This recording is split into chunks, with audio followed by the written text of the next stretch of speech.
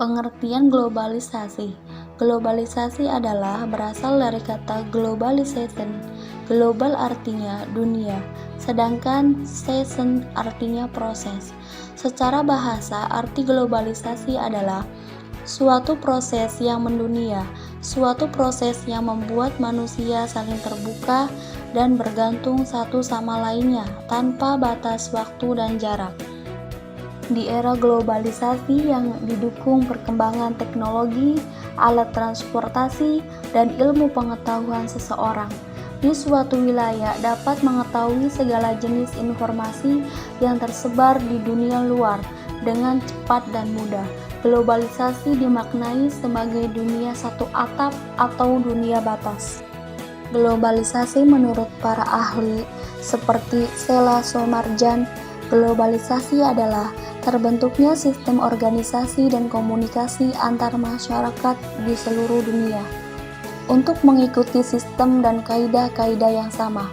Menurut Anthony Gindes, globalisasi adalah suatu hubungan sosial yang mendunia yang kemudian terhubung satu sama lainnya, sehingga antara kejadian dari tempat yang berbeda bisa berdampak juga bagi tempat yang lainnya.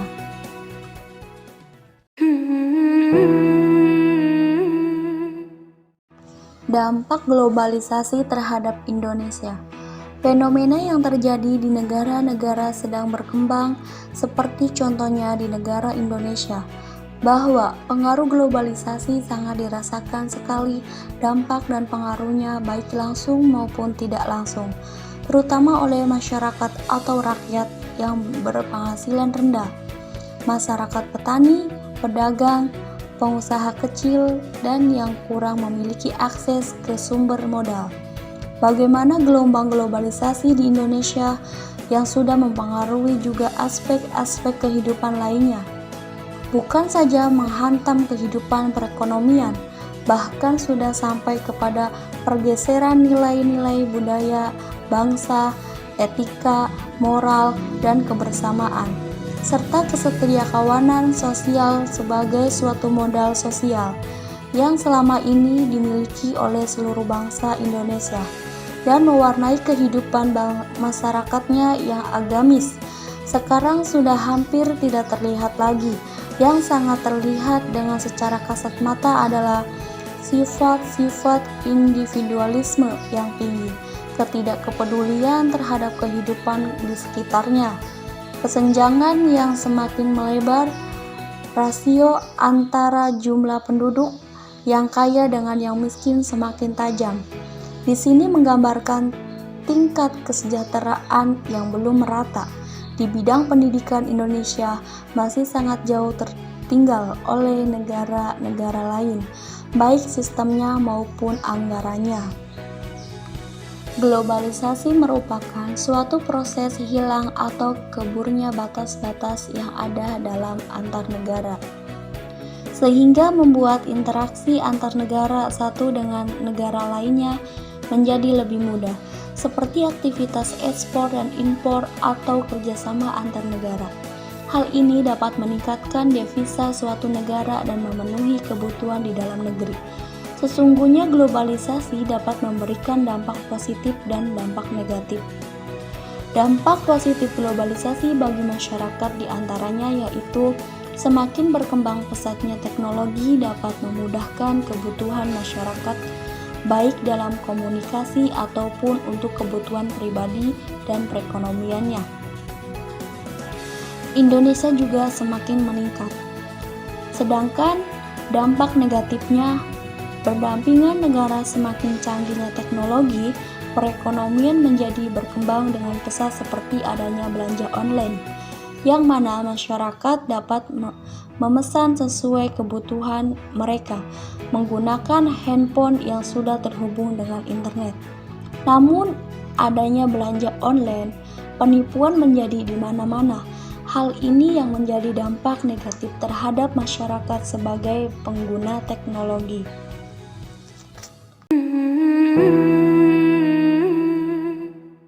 Perilaku masyarakat dalam perubahan sosial budaya di era globalisasi. Pertama, sikap konsumerisme.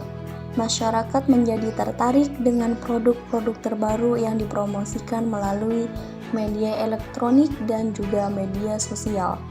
Sehingga sikap konsumerisme meningkat. Produk-produk tersebut meliputi produk makanan, kosmetik, minuman, pakaian, dan lainnya. Kedua, nilai-nilai kebersamaan diabaikan. Globalisasi menuntut masyarakat untuk lebih mengutamakan kepentingan sendiri, yakni dengan berusaha menjejerkan diri dengan negara-negara maju, namun mengabaikan rasa kebersamaan. Rasa kebersamaan seperti tolong-menolong atau gotong royong berubah menjadi rasa individualisme dan egoistis. 3. Timbul rasa materialistis. Masyarakat saling berusaha mengejar materi hingga segala sesuatunya dinilai dalam bentuk uang. Rasa materialistis ini semakin lama semakin meningkat. Mereka beranggapan seseorang yang berhasil di zaman globalisasi ini adalah mereka yang memiliki banyak uang. 4. Berkomunikasi dengan alat yang lebih mudah. Bahasa sebagai alat komunikasi sekarang tidak hanya disampaikan secara langsung. Dengan tatap muka tanpa bertemu langsung pun seseorang bisa saling berkabar dengan orang lain. Jarak dan waktu bukan lagi menjadi penghalang. 5. Berbusana mengikuti model. Cara berbusana seseorang mengikuti tren yang berkembang. Mereka yang tidak mengikuti model dikatakan sebagai orang yang kurang gaul. Padahal yang lebih penting kita dapat mengikuti cara berbusana, namun juga dengan mengikuti norma-norma yang berlaku. Sebab pada hakikatnya berpakaian adalah sebuah tampilan diri yang menggambarkan karakter seseorang.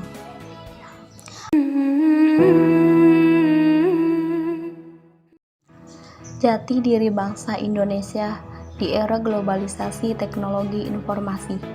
Jati diri bukanlah kata-kata, bukan warna kulit, bukan pula bentuk mata, dan bukan KTP ataupun ID card yang bisa dicetak dalam hitungan menit.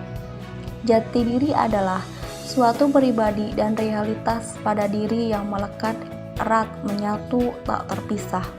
Dengan pesatnya pembangunan dan arus modernisasi di era globalisasi, jati diri bangsa Indonesia menghadapi banyak masalah kompleks.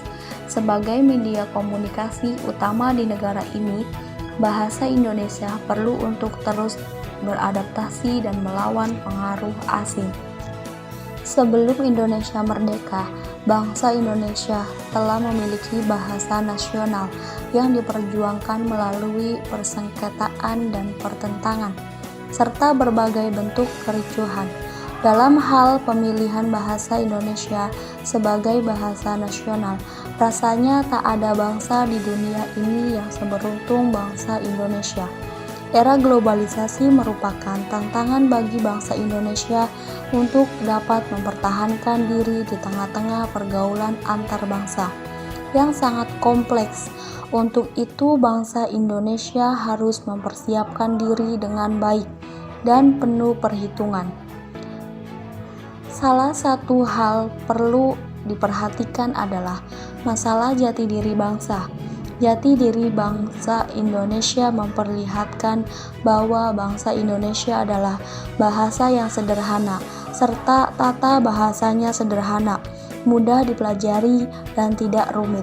Kesederhanaan dan ketidakrumitan inilah salah satu hal yang mempermudah bangsa asing ketika mempelajari bahasa Indonesia.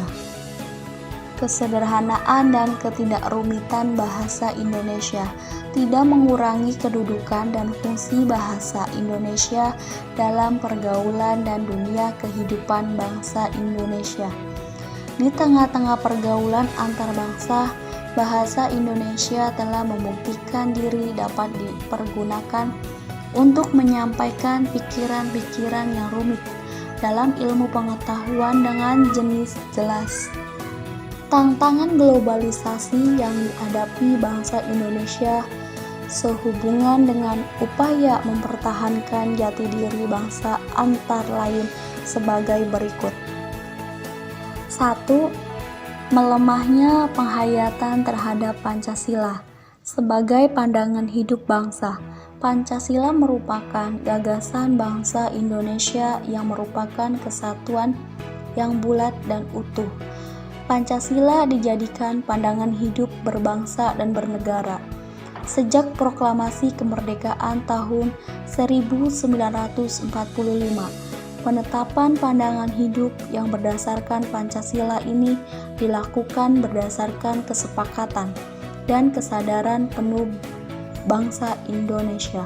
Dengan Pancasila, bangsa Indonesia telah mampu memecahkan berbagai permasalahan di bidang politik, ekonomi, dan budaya yang timbul dalam perubahan sosial budaya yang bersifat global.